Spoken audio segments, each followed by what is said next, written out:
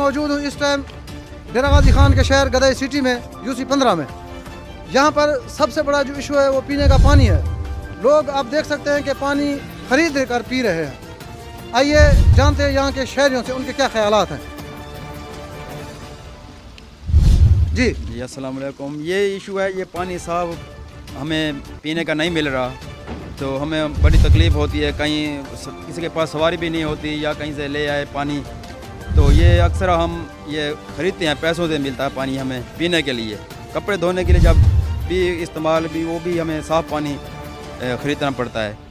یہی وزیر اعلیٰ سے ہمارا مطالبہ ہے, ریکویسٹ ہے کہ ہمیں اچھا پانی مہیا کرے اور اچھی گلیاں بھی ہوں اور صاف ستھرا ماحول ہو. جی, تو یہ خیالات تھے گدائی ڈیرہ غازی خان کے عوام کے کہ ان کے پاس پینے کا صاف پانی نہیں ہے. اوپن پائپ لائن بچھی ہوئی ہے جو آج تک چالو نہیں ہو سکی. تو عوام کا پرزور مطالبہ ہے وزیر اعلیٰ پنجاب سے کہ انہیں پینے کا صاف پانی مہیا کیا جائے.